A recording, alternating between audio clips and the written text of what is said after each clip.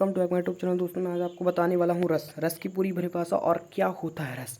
ठीक है ना। तो आपने बहुत बार दोस्तों अपनी हिंदी के व्याकरण होती है, ठीक है ना। तो जो हिंदी के दोस्तों व्याकरण होती है आपको तो बहुत बार आपने पढ़ा होगा हिंदी की व्याकरण में, ठीक है ना। जिसको हम लोग इंग्लिश में दोस्तों क्या बोलते हैं, इंग्लिश में वो सिंपल तरीके से बोलते हैं दोस्तों। एक सेकंड दोस्तों, हम इसको इंग्लिश में जो बोलते हैं दोस्तों, एक सेकंड बताता हूँ मैं आपको। इसको हम लोग इंग्लिश में बोलते हैं ग्रामर, ठीक है ना। GRAMMAR, इसको हम ग्रामर में बोलते हैं, ठीक है ना, इंग्लिश में, ठीक है ना। और हिंदी में व्याकरण बोलते हैं, ठीक है। तो आपको इसमें बहुत इंपॉर्टेंट रहता है रस, ठीक है ना। रस को बहुत अच्छे तरीके से अगर आपने पढ़ लिया तो पेपर में तो 10 नंबर का आता ही आता है, 5-10 नंबर का, ठीक है। तो अभी देखते हैं हम लोग कि क्या होता है रस, ठीक है ना। तो पूरी परिभाषा सहित देखते हैं। तो इसकी परिभाषा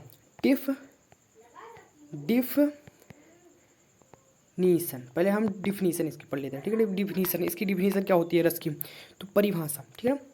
पहले इसकी अच्छे तरीके से परिभाषा पढ़ लेते हैं कि दोस्तों रस उसे कहते हैं, रस काव्य की आत्मा है।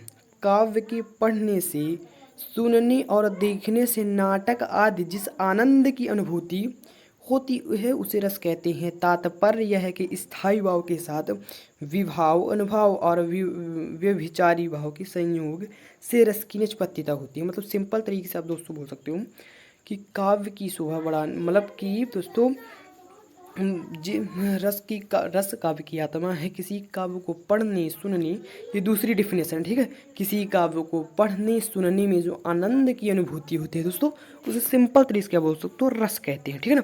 अब दोस्तों इसके अंग कितने होते हैं, है ना। तो इसके अंग हम लोग देख लेते हैं, ठीक है।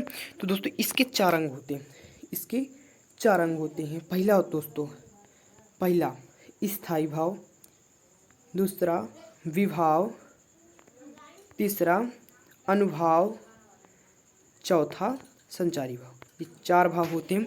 अब इनको सभी के, अब ये दोस्तों ये जो अब इसके प्रकार कितने होते हैं, है ना। और 10 दोस्तों रस के प्रकार भी होते हैं, ठीक है ना। आपसे कोई अगर पूछे तो कितने 10 के प्रकार भी होते हैं रस के, ठीक है। तो रस 10 प्रकार के होते हैं। कितने प्रकार के होते हैं, रस 10 प्रकार के होते हैं, ठीक है ना। तो इसके रस के भेद, ठीक है ना। एक सेकंड में इसे अंडरलाइन कर देता हूँ। रस के भेद और रस की स्थायी भाव दोनों आप देखिएगा, ठीक है ना। तो श्रृंगार रस, पहला रस का श्रृंगार रस, इसका रस का स्थायी भाव रति, हास्य रस, हास, करुण रस, शोक। रस का भेद करुण रस का स्थायी भाव क्या होता है, शोक, ठीक है ना। अब आगे बढ़ चलते हैं दोस्तों। तो आगे आप पूरा लिख लीजिए। वीर रस का क्या होता है, उत्साह। रौद्र रस का क्रोध, भयानक रस का भय, विभत्स रस का जुगुप्सा घृणा, अद्भुत रस का विस्मय, शांत रस का निर्वेद, वात्सल रस का दोस्तों वत्सल, ठीक है ना। इतना आपको पूरा हो जाने के बाद दोस्तों, ठीक है ना, आप देख सकते हो। एक बार इसको आप कॉपी कर लो, आप अपने उसमें स्क्रीनशॉट ले लो अच्छे से, नहीं तो किसी का पे भी लिख ले सकते हो आप वीडियो को थोड़ा सा पॉज करके, ठीक है।